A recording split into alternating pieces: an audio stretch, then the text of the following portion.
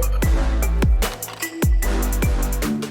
Okay, so the last video was unscripted. This video is scripted because there's just so much data, so much information to go over. My last video was about the idea of banning certain foods, and the latest target was Twinkies, which I suppose just technically qualifies as a food because you do eat it. I only skimmed the surface of food additives and processed foods. So today I'll discuss both food allergies and I'll also discuss the possible role that vaccines may play. Both topics are in the news lately, and there's a lot of ongoing confusion, controversy, and debate. My goal here is to share the most up-to-date data and research and present it in a way that should not be controversial, but rather enlightening and motivates you to question what's really going on as I do. Let's start with peanuts. Never seemed to be an issue when I was a kid and never heard or knew of any kids who had peanut allergies. Literally every kid I grew up with lived on peanut butter and jelly sandwiches or even peanut butter and banana sandwiches. My grandfather even introduced me to the idea of putting peanut butter on apples. I know it sounds crazy, but it's really awesome. God forbid you send your child to school with anything made with, baked with, or containing peanuts. Peanuts are strictly forbidden. I was on a flight recently. Over the loudspeaker, the flight attendant announced that they would not be serving snacks on our flight because someone on board had a severe peanut allergy. Let's start with peanuts are not actually nuts. They are legumes or beans. They are high in protein, higher in fat. For their size, they also have a lot of calories and good health qualities. So eating in moderation, peanuts can play an important positive role in providing both good nutrition and energy. They're great for hiking, but not good for sitting at your desk all day working. In recent years, peanuts, like many other foods, have gotten a bad reputation as an allergen. As said, they have been banned in schools and even on flights. Here's an interesting fact. Peanut allergies are present globally, not just here in the US where I'm filming this. And here's a breakdown of worldwide percentages. So global averages, children, around 1 in 50 children, or 2%, are estimated to have a peanut allergy. That's unbelievable. Adults, approximately 1 in 200 adults, or 0.5%, have a peanut allergy.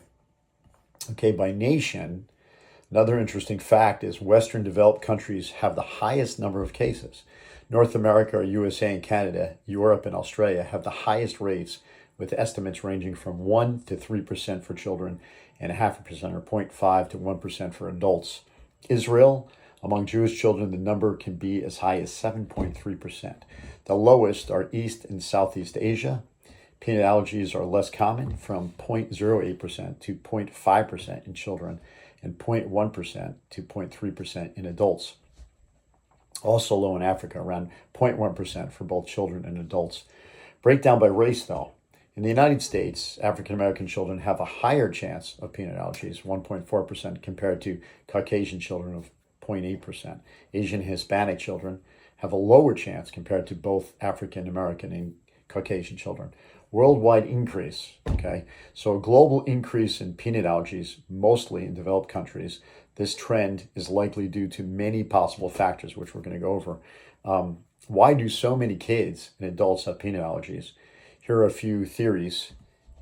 There's the hygiene theory. The hygiene theory suggests that children who have had less exposure to germs and certain infections at a very young age develop immune systems that are oversensitive and more likely to misidentify harmless substances like peanut proteins as threats, triggering allergic reactions. This isn't a bad theory. This seems to make some sense. I spent my youth playing in the dirt and even eating dirt. And most kids today spend their days on their phones and computers and inside. Changes in agricultural practices.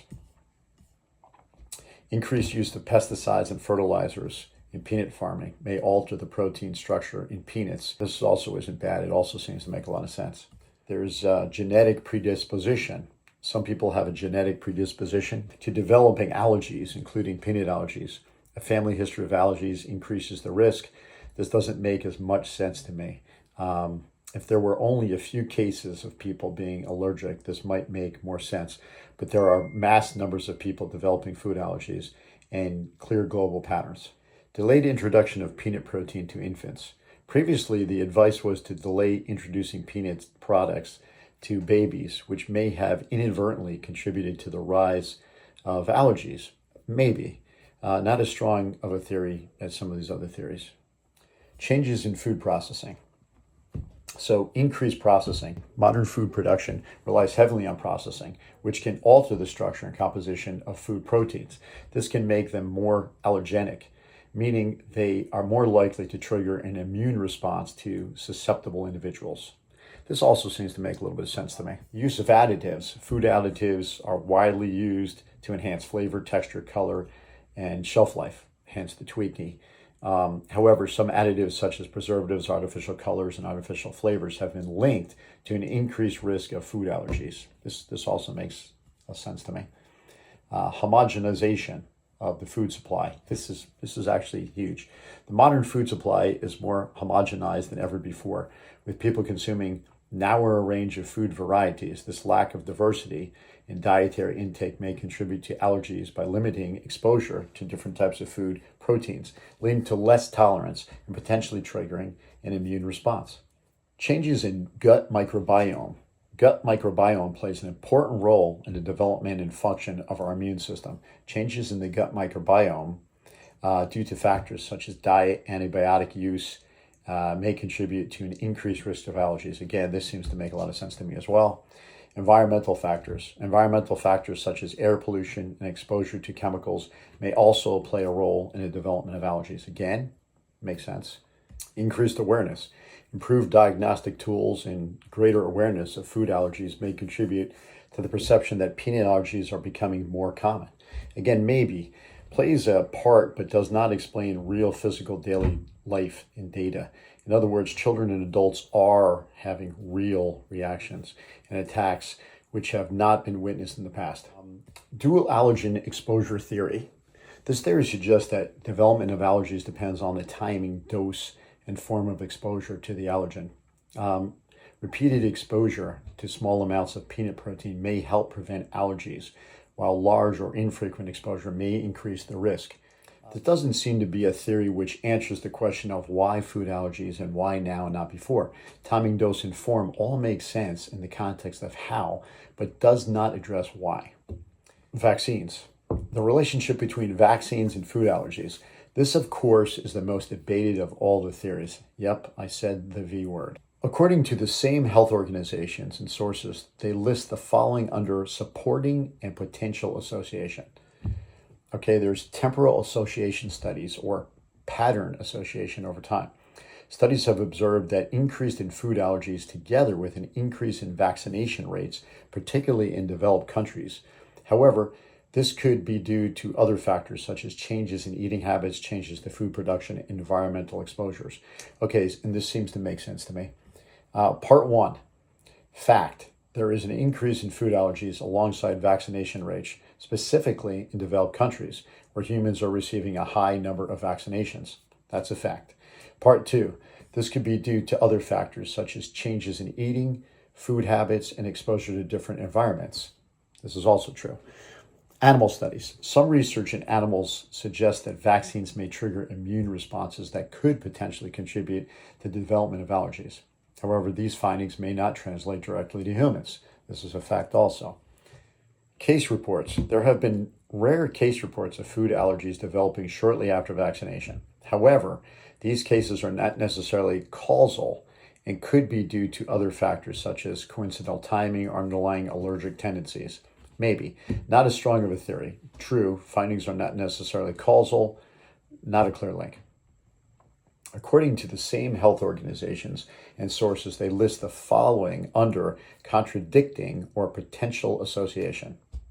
Large-scale studies. Several large-scale studies have found no association between the number of vaccines received and the risk of food allergies. This seems to directly contradict the temporal studies. Okay, so the first thing I do when performing my own research is directly to the studies. I don't take the headlines or even the articles at face value. Biological studies. The biological or genetic means which vaccines might directly cause food allergies is not fully understood. This doesn't make as much sense because it's just a statement about not knowing something.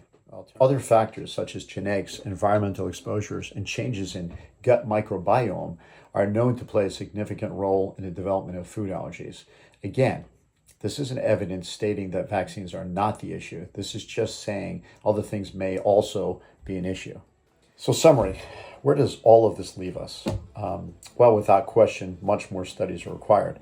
But based on what is known, using reason and logic, the theories, reasons for increased food allergies, which so far seem to make the most sense and deserve the most attention and research are hygiene theory, changes in agricultural practices, changes in processing, and of course, vaccines. I've attached links to some of my research, good sources if you would like to explore this information further. And of course, all this information and more in much greater detail can be found in both of my newest books, If Inner Fitness and the Biomimetic Body. And I've attached links where you can buy the paperback or the ebook. Thanks again for watching, and until the next video. ボディカエル